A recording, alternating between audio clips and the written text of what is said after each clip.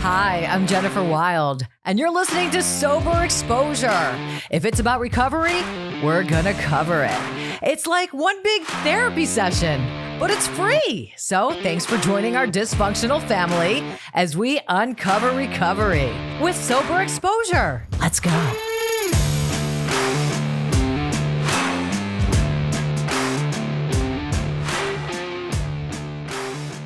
All right, man, Sober Exposure, and this is the first episode to kick off National Recovery Month, right? Woo! And so just going to do a little bit of butt kissing here before we kick it off. There's a reason. I think you know the reason why I'm playing this one, don't you, Amy? Yep.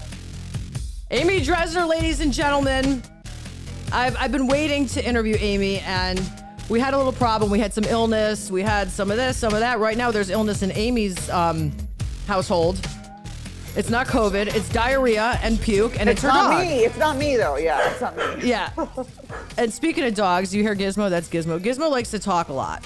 So, That's so funny you're playing that song. Oh, my God. well, when I was listening to your audiobook, because I still basically can't even read a book, you know, I don't think I. Well, everyone loves the audio because I narrate it, and so it's like, but all my accents kind of sound the same. No, when you do your mother, it's brilliant. Yeah, well, I don't know that she would love that, but like, you know, the Russian and the Mexican and they all sort of start to meld together. I mean, I'm just not like, you know, whatever. No, I mean, listen, I did voiceovers for years. Wow. I was a radio personality. That's what I God, did. voiceover. Oh God, being in that booth for fucking like hours, you know, like 7 hours, 5 days in a row, like this glass box. I was just like, I'm gonna blow my fucking head off. And if you got one thing fucking wrong, like you'd have to go. It was like, oh, you know. But I'm glad I'm glad they gave me the opportunity to narrate my own book because. Yeah. I had, you know, I'd been a comic for 5 years and they were just like, you can do this and you'll be the best at it versus someone else. I think it's, you know, I was really happy that I got to narrate the book because not every author gets that opportunity. Dude, yeah. And I'm telling you, not every voiceover actress gets to do that. I never got to do that. Right. I'd probably get paid pretty good money to do that. So anyway, so you said you were a comic. So like, I'm sort of like a comic wannabe. I always wanted to be a comic, but obviously, like, I'm just not funny enough, or that's what my disease tells me. But I have two Amy Dresner jokes. Okay. All right, don't get mad. I'm not getting mad. Because when you hear them, you might get mad. All right, Amy Dresner's favorite guitar player. All right, okay. No, let's do Amy Dresner's favorite album. What is She's looking at me like, what? 5150 Van Halen. I don't think it's, it's true, dude. I was 5154 times. Like, get out. Was this a roast? Wait a second. I thought this was an interview. Okay, one more. What's your second? Okay, go. The favorite guitar player. Come on, it's great. Oh my God. I can't even imagine. What? Go. Slash. It's so dark. All right, so this is a woman after my own heart. She actually had the balls of the ovaries. She was fucked up, and you tell a little bit of your story, but one of my favorite lines was like, after you got arrested, after you attempted to kill your husband, went after him with a knife, you're like, I'm in the cop car, and I'm just pissed off that that I'm losing my high. Oh, you know? I was so mad. It was coming down. I was so mad. But I was really high. I blacked out at the police station. There's like a big chunk where I just don't even remember. Yeah. Mm-hmm. That's what happens when you do like a lot of drugs at the same time. Well, when he called the cops, I was like, oh shit, the cops are coming. Like I need to be really relaxed. So I locked myself in the bathroom and snorted like a fuck ton of crushed pills. So I was on like Oxy and Norco and Valium. And then, you know, it all kind of hit me, and it was like, so I don't know that I was the best, you know, witness for myself. I was like, you know, I mean, I was kind of still a dick too. When they were arresting me, they were like, you know, reading me my rights, and I was just like, I know the drill, like Law and Order is my favorite show, guys. And they were like, okay, you know, it was kind of sassy, typical sassy. You and I just have so much in common. We do. First of all, my mother that's looking down, I just want to tell her, see, Mom, look, there's another Jewish junkie. Oh, you would always be like, how many other Jewish mothers do you think have to deal with this bullshit? I'd be like, come on. No, But it's there are because plenty my of Jewish junkies. Yeah. Yeah. So, My Fair Junkie is the book that we're talking about. And if you want to hear this story, it's pretty amazing and hear the narration and everything. Maybe just talk a little bit like the like 3-minute AA version of your story, just so people know who you are if they don't already, for God's sake. I'm Amy Dresner. I'm sober 8.5 years. Grew up in Beverly Hills. My father was a screenwriter. My mother was a designer. An inordinate amount of mental illness and addiction in my family, and I totally hit the genetic jackpot with that. Just have been struggling with everything. I first had an eating disorder, and then drank, and then got into crystal meth, and then gave myself epilepsy with crystal meth, which I still have. I have a seizure disorder, and I've had it for 17 years, so I have to medicate that every day. It's fun. And then got into shooting coke, smoked a little heroin, got into oxy, for loco, because I'm classy like that. And, Let me tell you, girl, in your book, when you said that, I was dying because so gross. that was my drink of choice. Fucking baby. Oh, are you serious? Oh, yeah, because it gets it done, dude. It's malt liquor, and it's like the highest alcohol content. It will fuck you up. In the gas station, it's right there. You have to go to the liquor store. Cheap. Yeah, you're just like, you can watch with 7-Eleven, and everyone, there it is. I think it's illegal now. I actually was at a book signing, and this woman came up. She goes, "My son invented Four Loko," and I was like, "Thank you." Like, I was just kind of like that. I was like, it's amazing, and it's also Satan's drink. I mean, I don't know what to say, but it's true. So yeah, I've been to 8 rehabs. I've been to 4 psych wards. I've tried to kill myself a bunch of times. Had periods of sobriety, relapse, and then I tried to stab my ex-husband when I was high on Christmas of 2011. He called the cops, and I got arrested for felony domestic violence with a deadly weapon, and I went to jail, and I lost everything and was left penniless in the psych ward. And that's sort of where the book starts, with that night of the incident. And then there's like a lot of flashbacks to different using over the past 20 years and stuff like that. And then I was, in rehab and cutting and drinking and fucking everybody, and, got a sex addiction, and had to do 240 hours of community labor, sweeping the streets. Sweeping poo and syringes on the streets. Yeah, man. And you really fit in there too with all the other. Yeah, it was great. It was great. I was the first day. I was in sober living. I was in a women's sober living for like 2.5 years. And I was still such a fucking jap, So I was like, even though I'd been arrested and like I had nothing, I was on medical disability, like gone were like the fancy Beverly Hills doctors, like everything had shifted. I had nothing. And they used to have a jar at my sober living. I was the only Jew. And there was like a mason jar in the bathroom called the Jew jar, which is funny because I thought it was funny, but people are like, that's offensive and racist. But it's like, it was all love, and they'd put dollars on there. And I was like, great, people fed me and stuff. I mean, I was broke. Yeah. And it's weird to go from having money to being totally broke. It's like, it shifted my perspective on everything. And it was really kind of what I needed. But yeah, I showed up on the first day, and because of my offense, I had to do hard labor. I couldn't fold fucking shirts, out of the closet or a fucking Goodwill or something. I had to do like hard labor. So I showed up, and I was like, oh my God, like these people are criminals. Like, I'm a Jewish American. Like, what am I even doing here? And it was like me and like 40 Hispanic dudes in black hoodies. And I was like, oh fuck, and they were like, what you here for, Weta? I'm here for a DUI. What you here for? And I was like, oh, I'm here for a felony domestic violence with a deadly weapon. They were like, oh shit, so I was like the crazy white bitch. So nobody fucked with me. And eventually I totally fit in, and I was like given homemade churros, and everyone loved me. And they're like, hey, can you carry it? Oh yeah, you got it. You try to kill your husband. You got it, Amy. I was like, oh God. So changed my life. Changed my life. I had a fucking epiphany on the chain gang that like this was the best thing that could ever happen to me. And it was the consequences of all of my actions and decisions. And that it was a crossroads. And, and that's why my book opens with that Will Rogers quote, which is like, the worst thing that happens to you can be the best thing for you if you don't let it get the best of you. And I was like, of course, the first couple of days where I'm sweeping human feces and people are like fucking ignoring us, and we're in a like, it's 8 hours of sweeping trash in the hot sun. And I was like, this sucks. Like, Yeah. fuck my ex, fuck the police, fuck my lawyer. Like, why me? Like, I was in very much self-pity.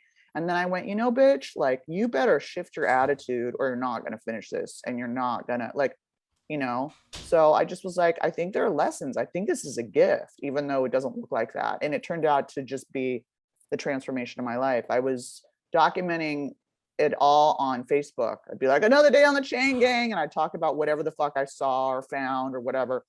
And people were fucking crying, dying, laughing, and just admired that I was so honest about being there, because everyone else was like, hey, I'll be Facebook friends, but like, don't mention community labor. And I was like, okay. Yeah. So I just owned it. I was just like, fuck it, you guys, this is what happened and this is what I'm doing.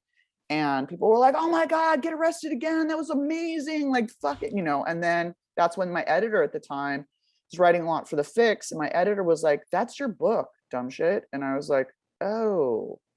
So that became the sort of spine of my book. And then I would have flashbacks and, because, the publishers want a narrative arc, and that's hard to do when you have 20 years of relapses, because addiction's so repetitive. It's like, I got sober and then I got loaded. And I got sober and then I got loaded and then I got sober and then I got loaded. You know what I mean? It's like, so they want like a, and that was the way that I sort of created that. So let me ask you this, because I'm not sure I know how to say this. Like, first of all, the lawyer, I felt like you kind of got off a little easy, maybe. I don't know. No, I don't know. No, I did not stab him. I brandished a knife, and there is parts to that story that I can't legally put in because it wasn't in the police report and said I didn't want to get sued. All right, so maybe you were like this, and he was like, wah, she tried to. Okay, I get it. So that's harsh. What about so one of my problems, and the reason why I was such a chronic relapser, because we both have that in common.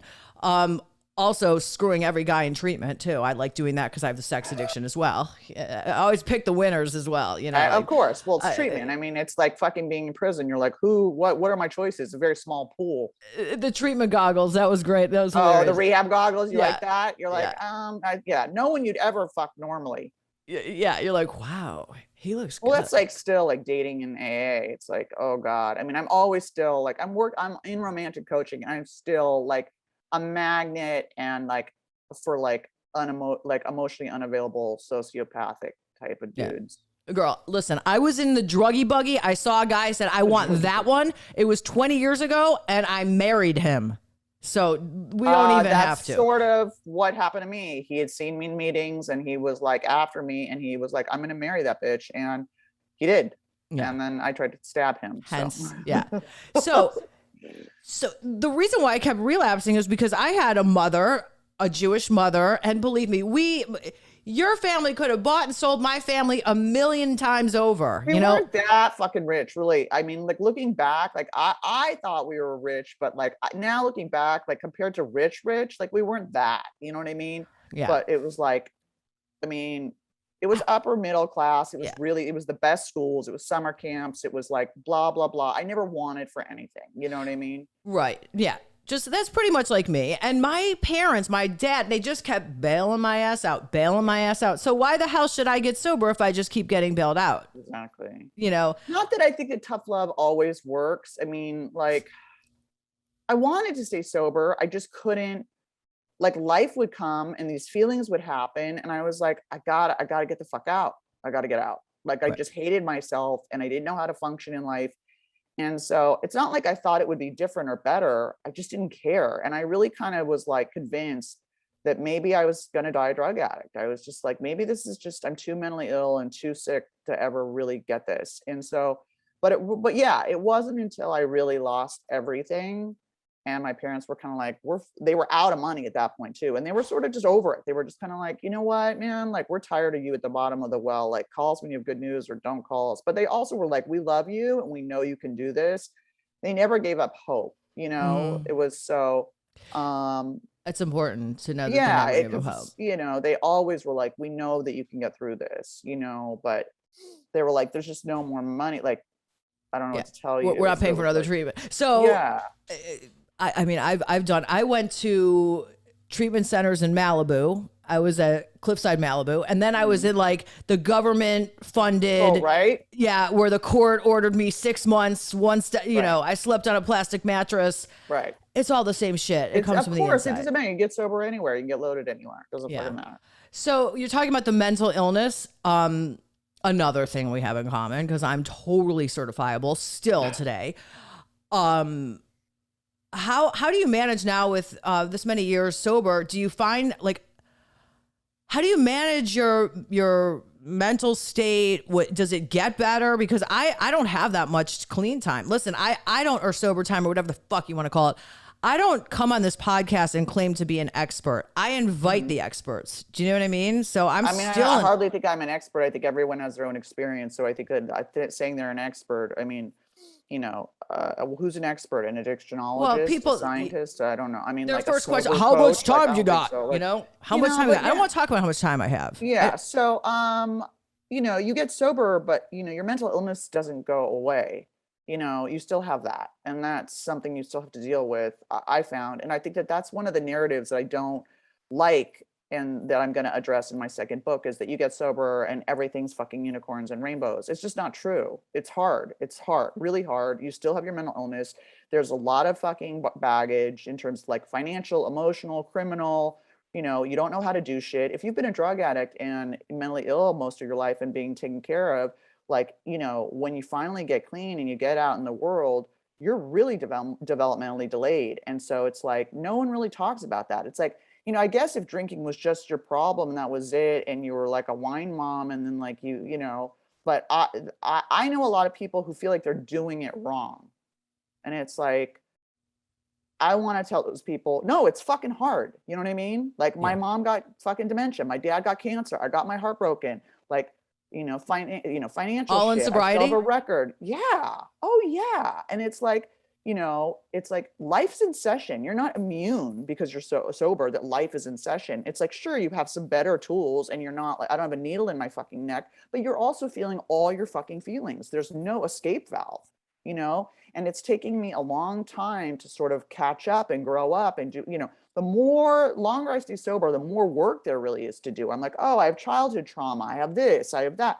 So it's like, in terms of depression, I mean, that's been my jam since I was 15. I mean, I had a nervous breakdown at 19. I had another one at 22. I had another one, I've had a couple of them. And so, I nap a lot. I mean, my moods are all over the place. Plus I'm going through perimenopause right now, like, to be honest, and that's fucking gnarly. Like, no one talks about that. I'm going to talk about that too. It's like, I'm sorry if that's not sexy, but it's like, I'm lucky to be fucking live. I'm 51 years old. Like, sure, maybe I don't look it, but it's like, it's the fucking deal. The store's closing, motherfuckers. And it's like, the hormones are fucking out of control. And it's like, so that plus my normal mental illness is like, woo, a roller coaster on top of a roller coaster. You know what I mean? So, I mean, the guys aren't going to like this, but the menopausal part is true. The thing is, it's very true for a lot of people. And I feel like I'm lucky because that's another thing my mother used to always say, be careful because you have, a predisposition to going really wacky when you go through menopause. And you know what, Amy? You and I are exactly the same age. Born in 1970? I was born in 1969. Oh, you're older. Okay. Yeah. I'm still younger. But so yeah, this is the age. And I don't find a shift really for myself, but I do know a lot of you're very friends, lucky. my friends. My mom didn't either. My mom had a hysterectomy in her 40s and she didn't find anything. But for me, it's been night sweats and fucking rages and crying and like acne and like really, weird sleep and memory loss. And it's been really intense. And I mean, I'm lucky because I edited when I was, I edited for a science advice columnist for years, and I edited a book on perimenopause. So I fucking know everything. So, and boy, do doctors love that. Doctors love an ex-junkie who comes in with research papers and like, I don't think you're up to date on the research. Like here. Right. Yeah. They love that. They Doctors fucking love me. They're just oh. Yeah. But the thing is doctors don't know shit about addicts. They don't know. I mean, sorry, but I mean, I have epilepsy and it's like, I've seen a zillion psychiatrists. I've been on all those psych meds. I mean, psych meds help a little bit. They don't fix it, they put a fucking, maybe they put a net under the bottom. Maybe they put a cap if you're manic, you know, but I still do this, you Of know, and course. it's I like, mean, everyone. so, I mean, I never found psych meds to be some perfect fix all. And I've been on them since I was 21 years old. And Yeah, every sure, combination. meditate, I've blah, tried blah, every blah. single combination of every psych med there Oh, is. I've been on everything. So, you know, it's like, yeah, I meditate and da da da. And it's like, you know, I do, you know, I'm in AA. I'm not anonymous about it. I think that that's really outdated. I don't think it helps people. Right. Like, I think AA is one way to get sober. I think there are many ways to get sober. I'm fully abstinent. It's the only thing that works for me. But if you can fucking smoke pot and instead of shooting dope, or if you used to shoot dope and you can drink now, more power to you. You know, if you need Suboxone, fucking great. Let's take death off the table. Like, it's none of my god. You get sober doing yoga with goats, fucking peace out, man. None of my fucking business. You know what I mean? I'm very, very inclusive and liberal with that kind of stuff. Harm And reduction, right? And yeah, man, it's like, you know, it's just abstinence isn't for everybody. Not everyone wants it, and not everyone's capable of it. So it's like, you know, okay, how do we stop people from dying? I completely 100% agree with you. I want to preface by saying that. I'm going to say what scares me. The only thing that scares me about that is when you get a brain like me that hears that, and it's almost like a pass to use. Do you know what I mean? I mean, I know at this point in my brain, because yeah, but you've done enough experimentation to know that it's not for you. So that's what I had to do. I had to be like, I can smoke pot because I hate pot. And I was like, oh no, that's not going to work. You know, I just had surgery on my hand, on my wrist in May. And they gave me Norcos, and I ran it by my sponsor, who's a palliative nurse, and blah, blah, blah. And I had my friends who are sober hold the fucking pain pills and give it to me exactly on the thing. And I didn't think I really dug it. You know what I mean? I was like, whatever. And then when they said, this is your last pill, the fucking anxiety that shot through my body. And I went, oh, you do like it. You do. And I went, now we're absolutely switching to Tylenol. It was like 10 Norcos. And I was like, so I like everything. I like to feel fucked up. You know, I like to not fucking feel. I don't want to feel. I don't want to ruminate. My head's like, like worrying. When I was those fucking time, I was like, you know, it made me dumb and tired, but I wasn't ruminating.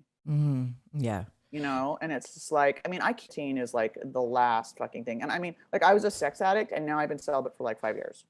So really? It's not like, yeah, it's like, yeah. So it's like, I really have a hard time with moderation. Either I'm like working out every day, man, you know, or like I don't even fucking, Yeah. I'm on the couch for fucking 3 months and I'm like, oh, look at those bingo wings. That's nice. You know what I mean? Like, I can't find that fucking middle ground ever. And it's really, really hard. So if I drop a day of anything, it's over. I mean, I relate to you so much. But not everyone's like that. Not everyone is like that. So I need to find the people that are like us and figure out what they're doing. And we're full blown fucking. Their solutions. Because I'm the same thing. I'm a sex addict. I'm an exercise. I'm a sex addict. I'm a love addict. I'm a fucking drug addict. I'm an alcoholic. I'm a caffeine addict. I'm a nicotine addict. I'm fucking whatever there is. I'll abuse it, except for gambling. I wasn't really in the game. That's so funny. It's the only one I'm not. This right? is my only Jews. one too. We're Jews. We're like, we don't want to lose money. Oh, exactly. So let me ask you: have you finally found a sense of feeling content? Is it out there? Can you have it? Because I don't have it yet. I'm going to be honest. Content. I think that.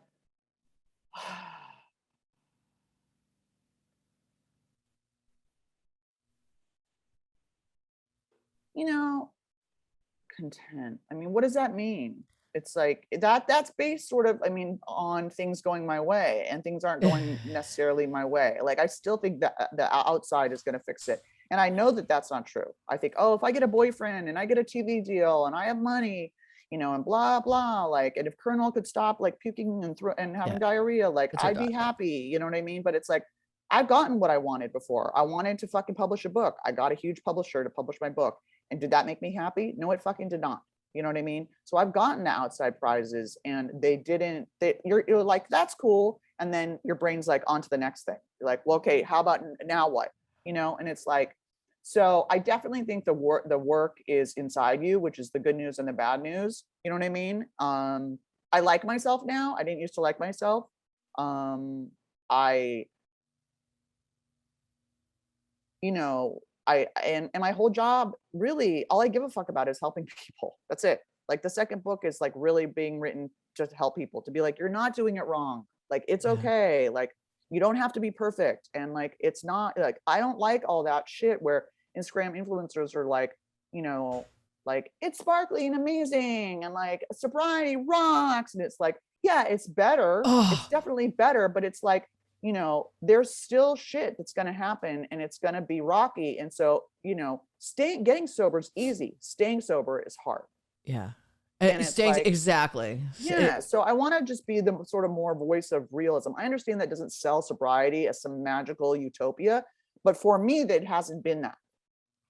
Well, It's better. I'm not getting arrested. I'm not pulling knives on people. I'm not blacking out. You know what I mean? I'm not having seizures, all that kind of stuff. And it's like, but, can I say I'm happy every day? No, I'm still really, mentally ill. yeah. Mhm.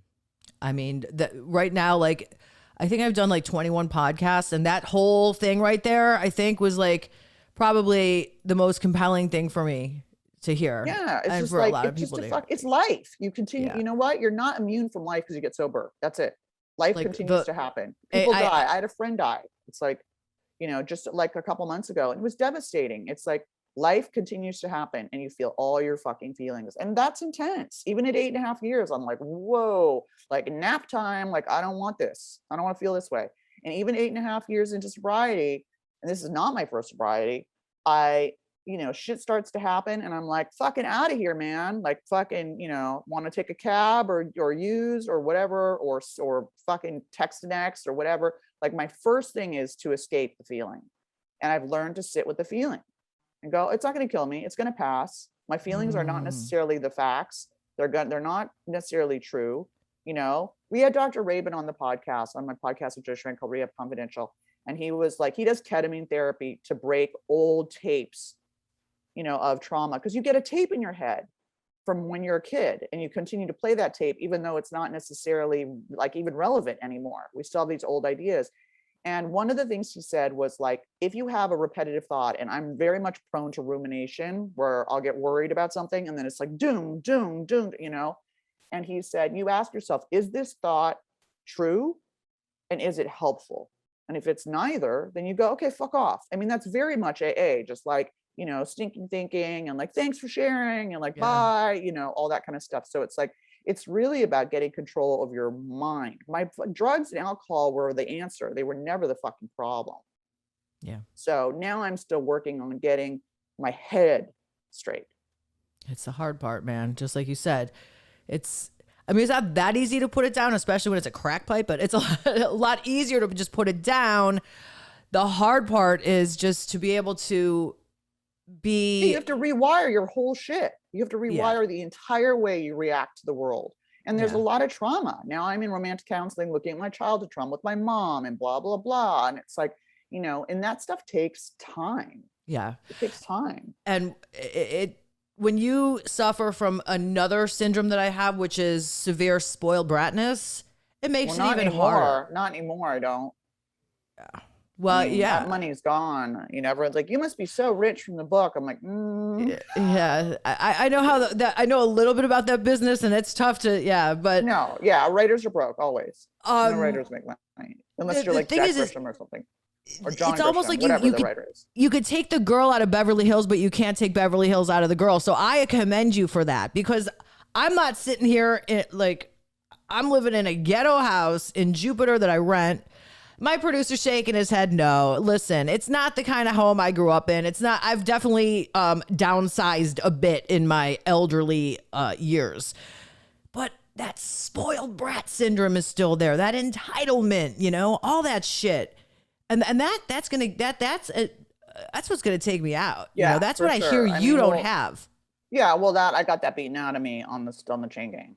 When you when you lose everything and you're in sober living and sharing a room with 5 different roommates over 2.5 years and on Medi-Cal disability, getting pap smears where it's like above a taqueria and like fucking, you know what I mean? Like when you're on food stamps and like your whole world shifts, it's like you're like, oh, okay. Like universe gives you what you need, not what you want. And I had been avoiding taking care of myself my whole fucking life. And I was very spoiled, and I was very like, well, everyone should take care of me because I'm so ill and I'm special and blah, blah. And the universe was like, really, bitch? Okay.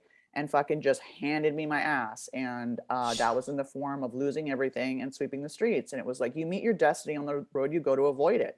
I'm sorry to say, that's just the truth, the wake up calls. So whatever you're avoiding, just face it, because the wake up calls get gnarlier and gnarlier and gnarlier. Thank you. So you fucking face it, and then you address it and embrace it. I mean, I saw a meme and it was like, first it's a feather, and then it's a rock, and then it's a bus. And people like you and me always wait for the fucking bus, man. We always wait for the bus to hit us before we're like, okay, I'll do the work. It's just like, do the fucking work, But yeah, I mean, being a criminal, sweeping the streets, and I still have a criminal record, and like people not talking to us was pretty fucking humbling. People going, like only homeless people talk to us. Yeah. I know the feeling. I know how it feels. I got, like I said, sentenced to 6 months in a really bad place. I slept on a plastic mattress. And, you get it. Yeah. And I've been in many psych wards, and it's just like, that got beaten out of me pretty quickly. And so now it's really kind of a thing of like knowing that I'm capable. Yeah. You know what I mean? Believing that I'm capable and that I can take care of myself. I can do this. So it's it's all a work in progress. There's no arriving. I don't like that narrative. It's a journey. I don't, that whole narrative of that you just got to do the steps or you get sober and then there you are. And this is, it's like, I just think it's a constant fucking journey. And it's like, and that's sort of what I want to talk about in my second book, is like how I navigated like literally the worst things that my fucking nightmares happened. And I didn't get loaded. How did I do that? I want to tell you how. And I want to tell you that I certainly wanted to. So if you fucking are in sobriety and you want to get loaded sometimes, well, welcome. Like, you're an alcoholic and a drug addict. Like, that's, what matters is what you do. You can't control your thoughts. Right. You can only control your actions. People go, I had this thought and I feel bad about, fuck that, man. Or you're feeling like, I had this feeling and I wanted to hurt that, but fuck, did you do it? Like, your actions matter. Who gives a fuck about your intentions or your thoughts, or your feelings? It's the actions. It is the actions. The problem that I always come across, and that's so hard, and this is where meditation comes in for me at least, where it's helped a little, it's managed it, is the impulsivity. Oh yeah, that's really bad. It's really bad. Yeah. The impulsivity is ridiculous. Gnarly. I mean, that's taken me down so many times where I'll feel like I'm great, everything's good. I just left a meeting, I'm awesome. Yeah. And then I walk by a kava bar. I can go in. But that's a trigger, but you're getting triggered. So when you see something like that, that's an actual trigger for your addiction, there's a brain chemical thing that happens where your brain releases catecholamines, that releases dopamine. There's a whole real biochemical thing that happens when you're triggered like that. Yeah. But impulsivity is something I struggle with. And, I got to call people. I got to fucking just, it's like an urge. It's like the urge to smoke or use or text an ex, like, fucking wait 20 minutes. It passes whether you do it or not. Take a bath, jack off, watch fucking Ozark. You know what I mean? Like, whatever, like, make a burrito. Like, I don't give a fuck, but it's like, and I'm not always perfect. I've done impulsive things and I've been like, fuck, but I've never been like, I did that impulsive thing and that was a great idea. Never. No, you know what I mean? And it's like, I'll be like, okay, why don't you, hey, can we wait till tomorrow? Let's see how you feel tomorrow. Yeah. That's the best advice. Somebody just, on Instagram, follows me on Instagram. I don't know, thinks I'm amazing. Little does she know what a fuck up I am. But that's how I feel about me. People are like, "You're such an inspiration. You're a rock star. I'm scared." And I'm like, "Oh, I'm a fucking hot mess. Don't." I'm just, but yeah, she's like, I have 360 days sober, and I want to use so bad, and da da da da da. And basically, I'm like, do me a favor. Just don't pick up today. And I don't even know this girl. Just message me tomorrow and let's talk about it again tomorrow and see how you feel. Perfect. And perfect advice. That's how we got it. Now, how do you stop this? The vape, Amy, I know you stopped vaping. Did you start No, I again? didn't. Yeah. When Colonel got sick, I started. I started when I relapsed on vaping when my dad got cancer, and then I quit again, and then I relapsed during the pandemic, and then I quit again, and then when he got ill in May, I relapsed on it again. Well, nicotine is just the shittiest drug because nicotine, so you don't, it's a little bit of a stimulant, but what's weird about nicotine is that the the relief that you get when you smoke is just the ease of the withdrawal. It's like the shittiest drug because it doesn't really get you high. It's just you smoke and then you're not craving and it's like you're not in withdrawal anymore. So that's the only sort of, that's like the circle how nicotine works. And it's just the shittiest drug ever. It's so fucking addictive. And everyone goes, well, at least I'm not using, and that's true. You know what I mean? But it's like, it's so hard because you're not going to get arrested or shit your pants or fucking stab someone because, like it's, you think, well, this is, and it's like the consequences are like long-term. Very long term. And there's such a stigma. People are disgusted by me when they see me with this friggin' thing. They're grossed out. Oh, it's cheesy. I mean, it's totally ridiculous. I mean, it's like, but it's like, I can't make it through the interview without vaping. Can you friggin' believe it? It's very, very common. It's super common. And it's just like, again, that's our brains. I mean, I think we have like, low dopamine tone and we're just like looking for things. And it's like, so for me, again, the problem is going, well, I can just do it this day, or I'm going to hit my friends and that's it. And then once open that up, it's on. Absolutely. And I've learned that over and over again. Mm-hmm. Yeah. So much. So, what is the next book? You said the main thing is it going to be focused just towards addicts only, or are you going to actually, well, it's a memoir. It's going to start where My Fair Junkie stopped. Mm-hmm. So you'll find out what happened to Bradley and blah blah, what happened after all of that and stuff, like, because everyone's like, what happened? Like, it's like, well, you're going to find out. Part 2. So it's a memoir, but it's a standalone memoir because like sequels don't really do well unless you're like uber famous. So it has to be standalone. It's a fucking memoir about life in recovery, which there really isn't. Yeah. There's many addiction memoirs, but there's not really a life of like I didn't know. I waited 7 years to change my oil. I didn't know. I fucking didn't know. Like I went to the fucking Jiffy Lube and they were like, when is the last time you changed your oil? And I was like 7 years ago. And the guy was like, oh my fucking God. I'm like, but I can make a crack bong out of a Mountain Dew bottle. I love her. With fucking gum. And and they were like, just wait in the waiting. Like, I mean, again, like I had 7 years of taxes and I was like, I really don't want to go to prison for tax of it. I just didn't know how to do it. Yeah. And so I had to, that's like really the sort of adulting part. We have to, we totally have to.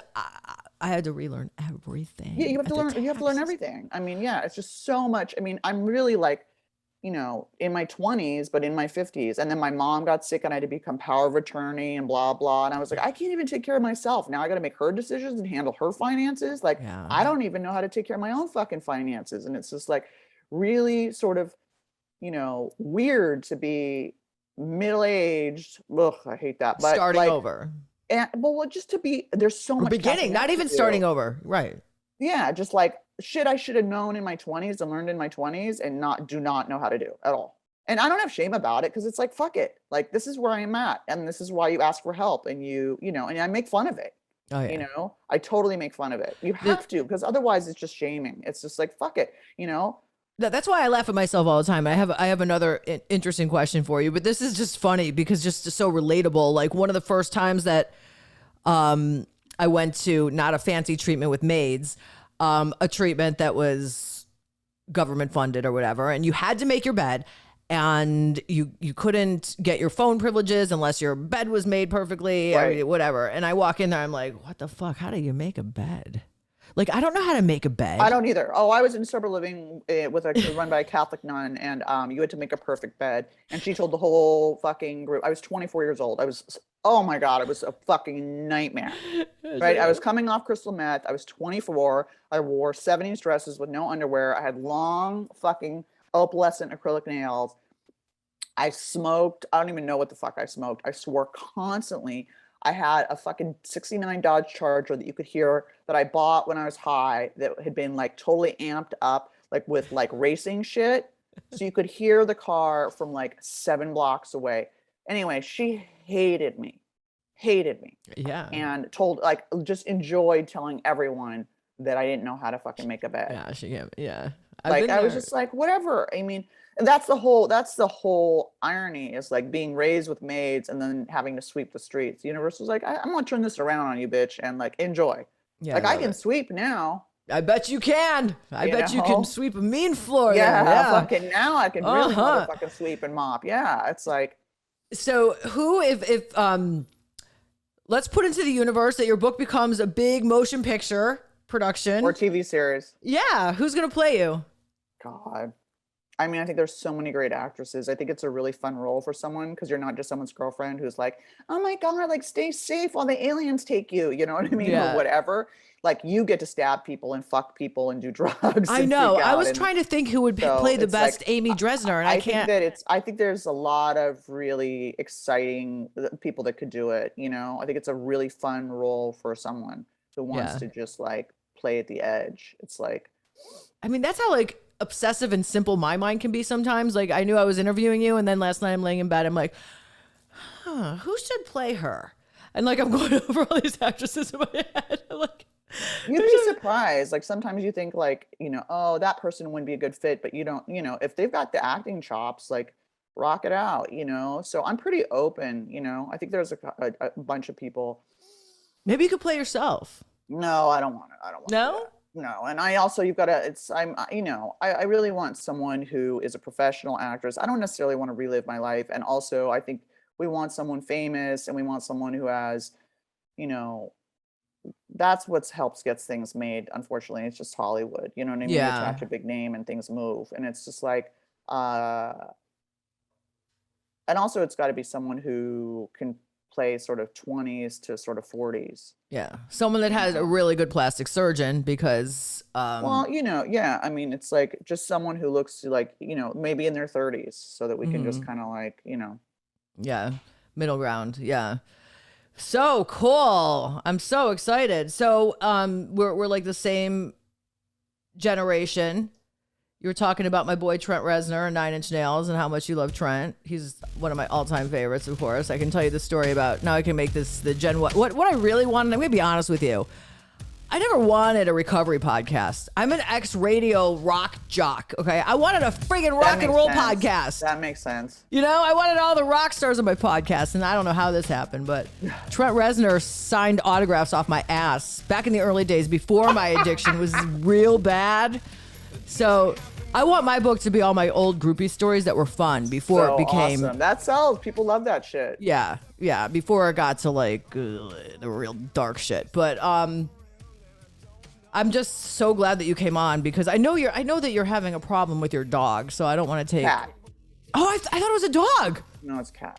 But you're a cat person. That's the Yeah, only I thing we know. don't have in common, Amy. So these are my notes here. So I just want to make sure that I got everything that I needed to say because I know every single time I'm like, oh my God, I forgot to say that. Okay, so just a couple things I love. I said the rehab goggles. Okay, two-legged dope. Just okay. I want to ask my right. listeners, what's two-legged dope? 3 seconds. 2, 1. I love that. Three-legged dope. I'd never heard that before. It's fucking sex. It's fucking a guy. It's a girl. It's fucking sex addiction. It's like whatever. It's like dick, pussy, whatever, you know? Yeah. Two-legged dope. Like it's like you get high off of other people. Yeah. That's the hardest one to kick, to be honest, I find, because you know, that's why I just withdrew after, you know, I just was like, I got to work on myself. And that's really one that's hard to navigate because it's so entwined with all your childhood stuff. Yeah. Yeah. I would love to talk to you about how you were able to do that. It I don't is. I don't necessarily think I'm in recovery. I also was like, you know what? I need to fucking be by myself long enough that I don't think a fucking dude is the fucking answer. Like to my happiness, because then you make, you know, when they leave, then your whole world and all your happiness leaves. So it's like, you know, so I'm at a place now where it's like, you know, if it happens, awesome. And if it doesn't, I'm okay with that. Instead of being like, I gotta fucking, you know, it's like, I'm not everyone's cup of tea either, you know, and that I totally am a little bit, you know, you get it, you know, people are kind of guys are like, whoa, yeah, you're a lot. And it's like either they're into it or they're fucking terrified. And it's just like, that's cool, you know. So I find most of them to be terrified. So, and it's like, I don't want to be a liar, but it's like, yeah, I'm a crackhead, cocaine, heroin, alcoholic, drug addict, chronic relapser. Oh yeah, sign me up, girl. Oh, I know. Yo, yeah, baby, well, wait, yeah. Which you're like, yeah, you still in? And I have mental illness. You still in? Okay, cool. And I have a seizure disorder. You still in? Okay, cool. And I tried to stab my ex. You still into it? Okay, cool. And I can't cook. You still in? Okay, cool. You know, and then it's just like more and more and more and more things, and they're just like, whoa, you know. So why did you stop stand up? I mean, you're so funny. It's my dream. I just want to get. I'm so narcissistic. I just want to get up there and like. I got arrested, and I mean, I was trying not to go to fucking jail, and like, you know, I was going through a divorce and a criminal trial. I had a complete nervous breakdown, and you know, I was like, and broke, and so it wasn't like, how do I do a tight 10 at the fucking Comedy Store? And everyone's like, this is great material, and it's like, it wasn't funny. I was like, I also wanted to kind of change the way I looked at myself instead of being like, you're a total fuck up, because comedy is what's wrong. Funny is what's wrong with you most of the time. Oh yeah, you know self-deprecation. I mean? Yeah. Yeah, and it was like, I really was like, I need to fucking recast the way I think about myself as like crazy and a drug addict and a loser and blah blah blah. If I'm gonna fucking get better, you know. And then I just never really missed it, so I just didn't go back. Really, you don't miss it. So I fucked enough comics and dated enough comics, and it's like, you know. Who's the hottest comic you fucked? Who was the best? I'm not naming names. Come oh my God. Fuck I'm sorry. I had to at least ask. I had to throw it out there, you know? No fucking way. Okay, how about I'll tell you who the hottest rock star was if you tell me who the hottest comic was. What do you want to, I mean, like, it's like, I mean, I had to, well, there was the movie star in the book. I know you talked about it. I was dying to know who he was. And then they pulled another one. I had an affair with someone else that was famous, who was married. It's embarrassing really now, but they pulled that from the book, and maybe it'll go, or did they? I can't remember. It's been 4 years. No, maybe they didn't. Did they? No, I think they did pull it. Well, that you did talk about somebody in treatment that you were banging. That was a celebrity. The fucking bananas movie star. Yeah. Oh, really? God, I'm dying to know. How about off camera? I'll tell you off camera. Oh yeah, all right, promise. Yeah, I'm not really into getting sued. Like, yeah, no, I hear you. I get it. You know? I get it. That's I mean, my book was like legally vetted so many fucking times. So because it was like, you know, my ex was like, and he still fucking tried to sue me. So it's like, your ex did? Really? Yeah. Ex-husband. Yeah. Okay, so I'm obviously not to this part.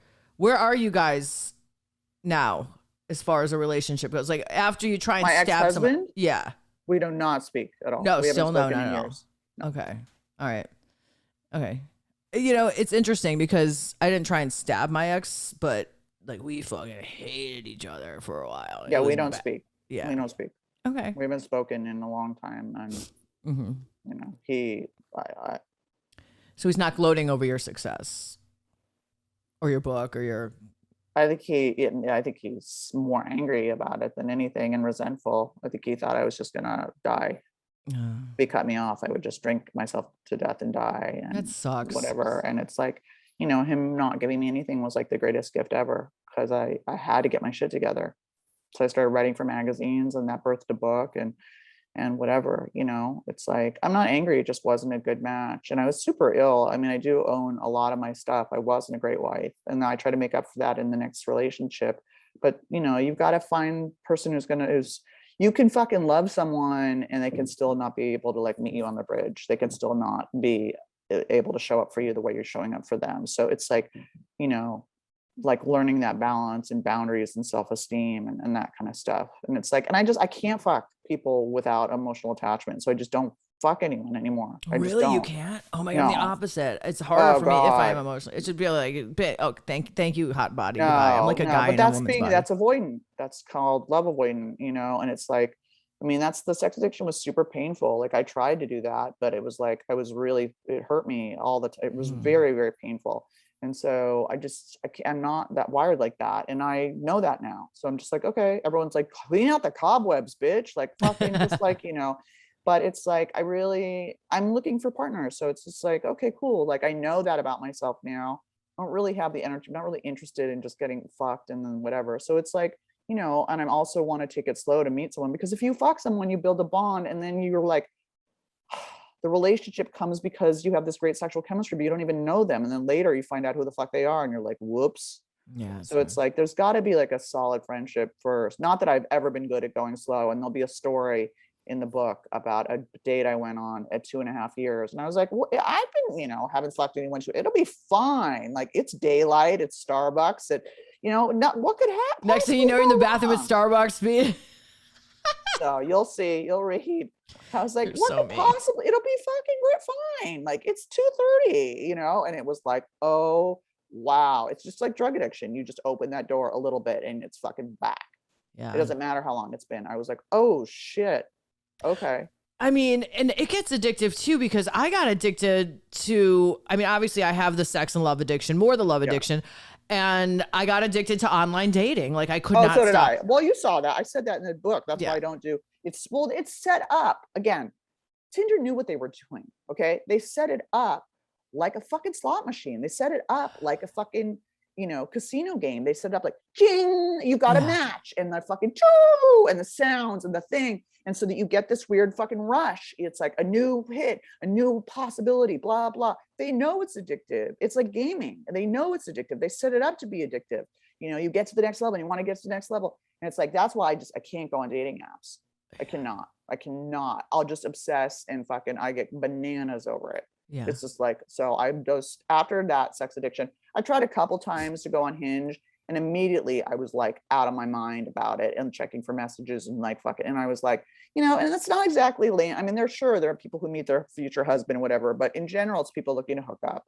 You know what I mean? It's not like land of the soulmate seekers. You know what I mean? Like, yeah. And there's just so many I just got tired of all the creepos. I was sick of it. Yeah, totally. Me too. I was just like, you know what? Why don't you fucking work on your fucking book and like, your podcast and like, do your other shit.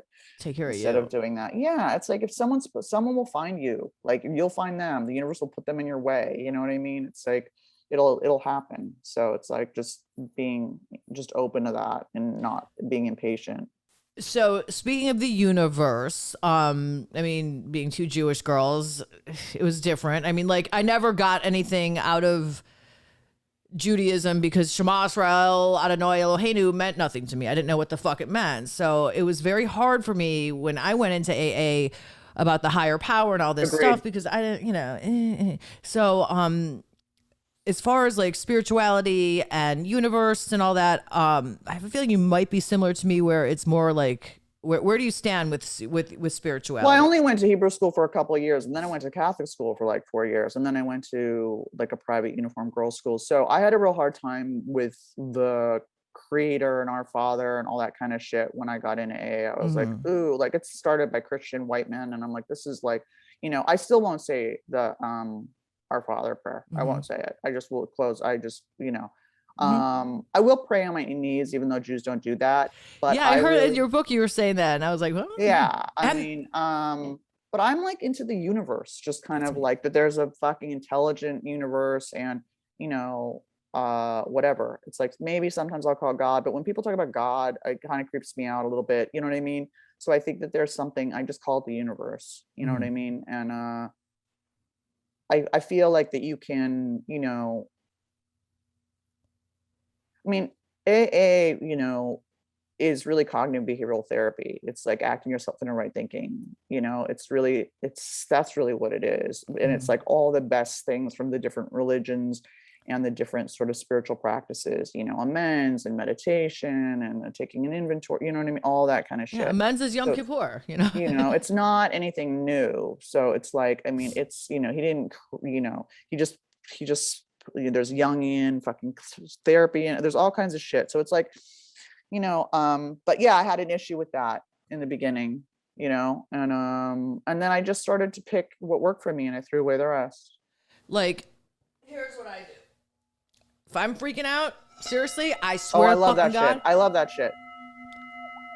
You know, yeah, I the love that Tibetan shit. singing bowls and Yeah. the Reiki. Yeah. Yep. I'm totally into. Hi, my cat has a homeopath and a fucking healer, and it's animal intuitive. Like, hello. Yeah, I No, play really? Tibetan chants, and he comes out. Yeah. Oh Okay. yeah, I'm a total hippie. Like, I don't want to admit that shit, but yeah. Yeah, me too. I mean, that's gonna some of that stuff comes out in the book too. Crystals and everything. Well, Oh, yeah, do you well, want to I go did to? I'm going to breath work, Sedona remember? in 2 weeks on this awesome cool. retreat. You should come with me. Awesome. You know, well, I talked about breath work in the book. Yeah, yeah. But I don't. I didn't get all the way through the book. No, I Don't can't. ever admit that to a writer, ever. Well, I mean, listen. What? I can barely get all the way through a podcast. I love the book. Obviously, I'm enjoying the shit out of it. It takes me a very long time to get through a book. Now I feel bad. So don't feel bad. There are people that are like, I fucking couldn't. I stayed up all night reading it. It's like, you know, I know you have ADD. I'm not gonna take it personally. That's not me. That's not me. I will Yeah, never it's be all that good. person. If you had Trent Reznor sitting next to me reading it with me, and said that Okay, well, now I know what to do. I won't take. Yeah, I won't. I won't let you touch me until you finish the book. I still won't be able to finish the book. You know, it's just not gonna Okay, happen. it's really okay. So, yeah. So, tell us a little bit about your podcast and how we can find your podcast. And During the pandemic, I started a podcast with Joe Schrank, who's a social worker, who was the original founder of The Fix that I wrote for like 6 years. And he's an interventionist and pretty obnoxious and incredibly smart. And he's also a sober companion, and he owned rehabs, and he works at a pot rehab now. And it's like, he's very, very provocative, let's say. Okay. Mhm. And we have a sort of sibling-esque rivalry. We're very, very different. So it's an interesting match. I never thought I'd be the well-behaved one in a duo. And so it's nice to be like the well-behaved one on something where I'm like, oh, I can't believe you said that. Like, usually people are saying that about me. So it's called Rehab Confidential, and it's on podcasts. I mean, it's on Apple and Stitcher and Spotify. And we had Hunter Biden on. We've had mayors, we've had senators, we've had congressmen, we've had harm reduction people, we've had celebrities, we've had authors and comedians and scientists and all kinds of stuff. And so we have some really great guests coming, and it's super educational. And we talk about current events related to addiction, and you know, so we cover like sort of all of it. We have like my breathwork guys coming on this week. We just had author Wendy Adamson. We had a sober porn star who does a lot of fucking outreach work. We've had, I like the love that. science. I like the science. I'm like really into the science. To me, I geek out on the science. So I want to know sort of, you know, the biochemistry of addiction and the new sort of treatments. And like, I like that kind of stuff, you know. Yeah, How to handle stress and anxiety and therapies, and like, you know, how the brain works. I like neurochemistry stuff and neuroscience. So now he likes the politics. All right, yeah, fuck the politics. Because everything has to, you know, drug policy has to change for anything to change. Yeah. So it's like, I mean, he's got me much more political than I was, but we have fun. We have fun, and we get great guests, and it's been really interesting, and it's a lot of work, but it's you know, people dig it. They're just like, oh my God, I laughed so hard. No, it's a great podcast. I've heard and it. they're just like, yeah. And they're just like, you guys get amazing guests and whatever. And it's like, yeah, I'm surprised by the guests that come on. I'm like, have you heard us? Like, he says cunt. Like, are you really? You're a fucking neuroscientist at Stanford, and you're going to go, oh, okay. Like, did you really do your homework? Okay. All right. So I mean, I told you that I'm never going to be able to wrap this up because you're kind of like my girl crush and I could talk to you forever. But, and it is funny. You are more of a good girl straighter than I thought you were going to be, but that's good. That's cool. I thought I was going to have to like tame you and control you. I'm obedient. I'm a good. Yeah. You're guy. very obedient. Very good. I was going to say they're really dirty, but I won't. I'm be good. My producer was looking at me. He's like, don't do it, Jen. So when you were talking about the neuroscience of it all, this is just the last thing I want to talk about. We were going to talk about harm reduction, but everyone talks about harm reduction, and harm reduction's harm reduction. And actually, sometimes when we talk about harm reduction, I have to admit, it kind of triggers me sometimes. It makes me feel like I could go smoke weed. And I know we already talked about, I know that I can't. I'd rather talk about do you know of anything that's out there, something that someone that maybe is maybe on the fence with AA. I don't want to say anything derogatory about AA, but what is out there? There's somebody that keeps there's some place that keeps bothering me about my depression and going on these machines, and they want me to pay $3,000. Transcranial magnetic therapy. That's supposed to be amazing. Is it really? Yeah, it's supposed to really work. It's really like intensive and it's expensive, and I can't do it because I have epilepsy, but I would absolutely do it if I didn't have epilepsy. I hear it's really amazing. My producer kept telling me, he's like, you got to try that. You got to try that. No, Like, I would absolutely do that.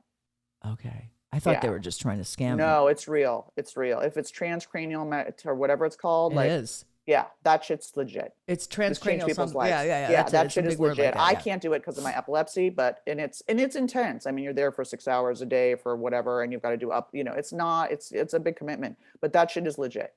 Wow. Anything else out there that is? I lead a group at the Luckiest Club on Fridays, which is a non-denominational sobriety support meeting. That's Laura McCowan, who wrote We Are the Luckiest. She has a sobriety support group, and I lead a meeting on Fridays. I have speakers and I have topics, and it's like 200 people, and and I'm me. I fucking swear and whatever.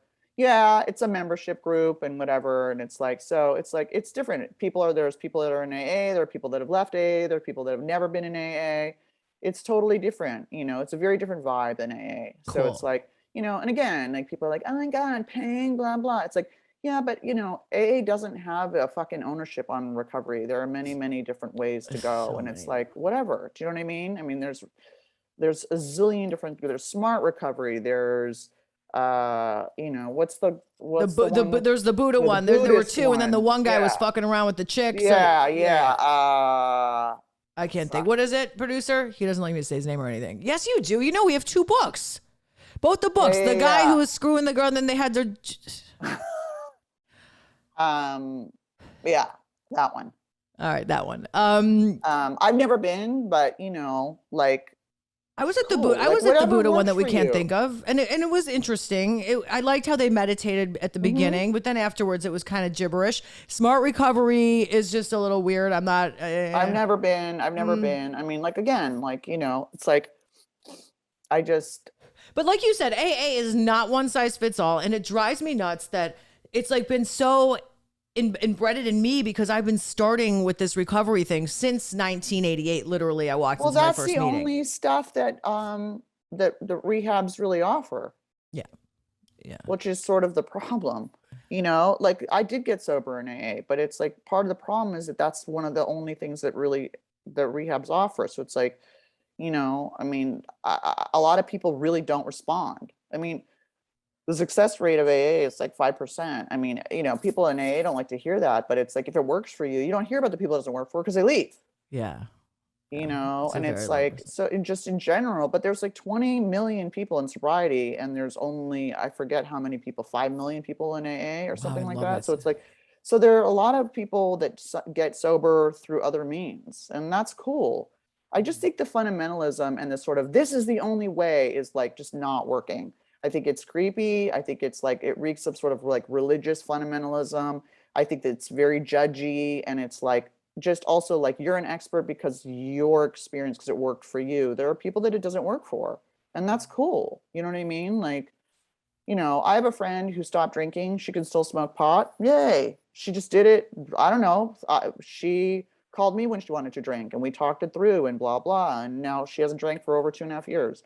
But she can smoke pot, and she's not in a program. And, when I first got sober, I was very like, well, you're, even my mom has 40 something years. And you just go like, you're dry though. You're not really in sobriety. And it's like, bitch, you've been in 8 rehabs. You've never had 40 years. Like, shut the fuck up. So it's like, I just think that we really need to be in a place of inclusion. I think everyone needs to get under the same, The bottom line is, and this is another podcast of somebody very well known, just don't die. Yeah. Right? Just don't I die. love Bob. Yeah, I love him. I'm trying to get him on so bad. Our good friend Dopey made a call for me, tried to get him on. Oh, nice. Yeah, Dave can. Yeah. I love him. I know. We'll talk. Dave's a good friend of mine. Yeah. Yeah, he's sweet. I stalked him to come on. I stalked him because my best friend. The reason why I have this podcast is because of him. Because I listen. Cool. Yeah, I listened to his podcast. My best friend from New York, who I went to treatment with when I was 17, and she's still sober. And do the math, 17, That's 51. Crazy. Yeah, she's still friggin' sober. She listens to Dopey's podcast. So she told me to I've listen been to on it. Dopey a bunch of times. Like I Well- was co-host for a while, and I was like, I'm like the Dopey Drez. Like Yes. I'm like, Yeah, I know. I've heard. I know. And so my friend told me to listen, and the good addict I am, I listened to one episode. I'm like, well, I don't want to listen to podcasts. I want my own podcast. right. So like within 2 weeks. Anyway, That's great. I mean, Joe has Dopey podcast logo all tattooed on him. I mean, he knew Chris, and he's known Dave, and he knew Chris for years and years and years ago. yeah. So it's like, I mean, again, it's like there's plenty of room for lots of podcasts. There's lots of different course. flavors, and it's like there's not competition. I think we all need to just fucking share and be, I think that there's too many people get too like, this is mine, and Oh, about no. everything. It's a Even huge world. Come the writers. fuck on. Really? Right. There's so many different flavors, so many different. Yeah, I know. it's like, I want You don't watch everybody just one to. television show. It's like you don't just listen to one band. It's like, Yeah. so. I'm so with you there. I have such a girl. I do. I love you so much. I do. I just have the second that I like saw you, I was like, I sound so anyway, I'm definitely heterosexual, believe me. Except sometimes when I do a lot of coke. But anyway. My producer's going like this. That means that we're going over. Wrap it up. Okay. So all right. We'll do this again. We'll talk more. Absolutely. And, I'd love to come back. yeah, and I'd love to meet you in person sometime. And thank you Absolutely. so much Oh for my God, my pleasure. You were a blast. Thank you so Awesome. much. Okay, honey. Thank you. Thanks. Bye. Need more? Of course you do. The show's all about needing more. Go to my website at soberexposure.show or get stuck on my Instagram at soberexposure_podcast.